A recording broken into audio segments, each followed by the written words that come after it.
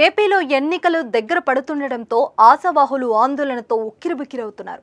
తమకు టికెట్ వస్తుందో లేదో అన్న భయంతో బెంబెలెత్తిపోతున్నారు. దీంతో తమ అధినేతను ప్రశంసనం చేసుకునేందుకు అన్ని ప్రయత్నాలు చేస్తున్నారు.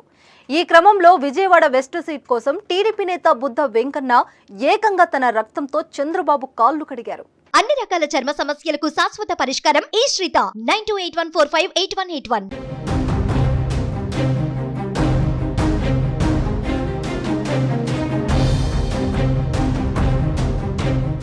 వచ్చే సార్వత్రిక ఎన్నికలో పోటీ చేసేందుకు తనకు అవకాశం కల్పించాలంటూ టీడీపీ లీడర్ బుద్ధ వెంకన్న వినూత్నంగా విన్నపాలు చేస్తున్నారు.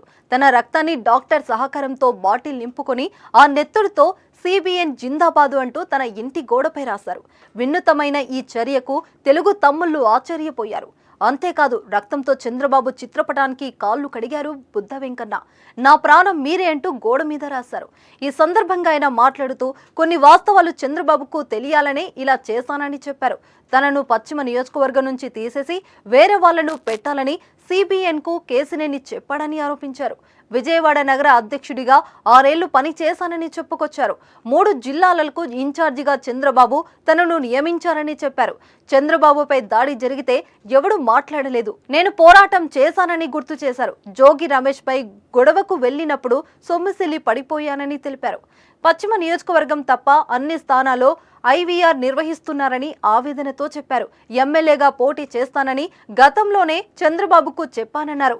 సంకీర్ణ ప్రభుత్వాలు వస్తున్నాయి, లాయల్టీగా ఉన్న వారికి ప్రాధాన్యత ఇవ్వాలని కోరినట్లు తెలిపారు. చంద్రబాబు కుటుంబం తప్ప వేరే ఎవరూ నాయకులు కాదు. రాష్ట్రంలో సంకీర్ణ ప్రభుత్వం ఏర్పాటవుతుంది. విధేయత కలిగిన నాయకుడిని నేను విజయవాడ వెస్ట్ లేదా అనకాపల్లి పార్లమెంట్ అడుగుతున్నాను. నాకు అవకాశం ఇవ్వండని వేడుకుంటున్నానని అన్నారు వెంకన్న. నేను కొడాలి నాని వంశీ టైప్ కాదు. నా గుండె కోసి సిబిఎన్ టేబుల్ మీద పెట్టగలను కూడా.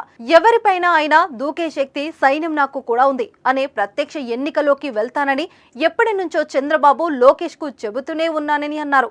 చంద్రబాబు టికెట్ ఇవ్వకపోయినా సిబిఎన్ జిందాబాదు అంటాను. నాది అభిమానమే కానీ బ్లాక్ మెయిల్ కాదు అంటూ తేల్చి చెప్పారు. పాపం బుద్ధ వెంకన్న విన్నపాలను చూసైనా బాబుగారు కనికరిస్తారో లేదో అని తెలుగు తమ్ముళ్ళు అనుకుంటున్నారట. చూద్దాం ఏం జరగబోతుందో.